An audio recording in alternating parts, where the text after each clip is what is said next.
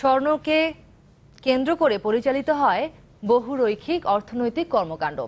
সময়ের সাথে দেশে স্বর্ণ বাণিজ্য ছড়িয়ে পড়লেও ব্যবসা বান্ধব কোনো নীতিমালা হয়নি এখনো। গত 4 দশকে কয়েকটি বিচ্ছিন্ন উদ্যোগ নেওয়া হয়, তবে বাস্তবায়িত হয়নি একটিও। এজন্য চাহিদা থাকলেও বৈধভাবে স্বর্ণ অলংকার রপ্তানি করতে পারছেন না বাংলাদেশ, যার সুযোগ নিচ্ছে প্রতিবেশী দেশগুলো। বিশ্লেষকরা বলছেন, এই বিশ্বে মনোযোগী হলে সরকারের রাজস্ব ভাণ্ডার আরও সমৃদ্ধ হবে। ইমদাদ হকের রিপোর্ট। স্বাধীন বাংলার ৪৬ বছরে একরতি স্বর্ণও বৈধভাবে আমদানির নজির নেই, তবুও গড়ে উঠেছে বিশাল বাজার। ব্যবসায়ীরা অবশ্য বলেন, ব্যাগেজ রুলসের আওতায় আনা স্বর্ণ আর পুনঃব্যবহারেই চলছে এই শিল্প। তবে গেল 4.5 দশকে স্বর্ণ আমদানিতে জটিলতা নিয়ে আলোচনার জল গড়িয়েছে অনেক, কাজের কাজ হয়নি কিছুই।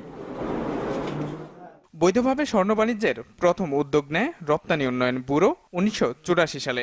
পরের বছর জুয়েলারি এক্সপোর্ট স্কিমও তৈরি করে বাংলাদেশ ব্যাংক, যদিও তা কাগজের ঘেরাটোপের বাইরে আসেনি।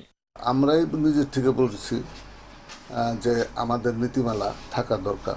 উদ্যোগটা আমরাই নিয়েছি। সচিব পর্যায়ে মিটিংয়ের পরে এটা থেমে গেছে। দেশে স্বর্ণ নির্ভর অর্থনীতির সঠিক কোনো পরিসংখ্যান নেই, অথচ প্রতিবেশী ভারত $40 বিলিয়ন আয় করেছে স্বর্ণের অলংকার রপ্তানি করে কেবল গত অর্থ বছরেই, যা 3 দশক আগেও ছিল মাত্র $72 মিলিয়ন।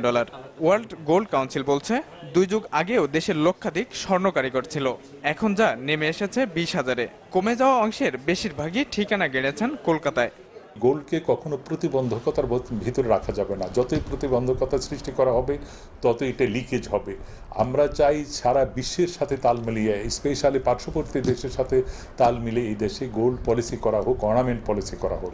বিশ্লেষকরা বলছেন, যুগ যুগ ধরে স্বর্ণকেন্দ্রিক বাণিজ্যের আবেদন থাকবে সমান গুরুত্ব নিয়ে। এটার ব্যাপারে উদাসীনতার কারণেই এই খাতটা একরকমভাবে প্রচ্ছন্নভাবে একটা গ্রে মার্কেটে পরিণত হয়েছে। অর্থাৎ সোনা কিভাবে আসে কেউ জানে না, সোনা কিভাবে বিক্রি হয় সেটাও কেউ জানে না, কে কিনছে সেটাও জানে না। এটা চলছে সনাতনী একটা পদ্ধতিতে। এটি যদি সুনির্দিষ্ট নীতিমালার মধ্যে পরিচালিত হয়, তাহলে একটা ব্যাপক শুধুমাত্র কর্মসংস্থান নয়, জাতীয় অর্থনীতিতে গুরুত্বপূর্ণ অবদান তারা রাখতে পারে।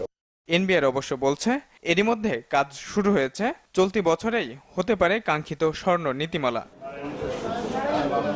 ইমদাদ হক, চ্যানেল 24, ঢাকা।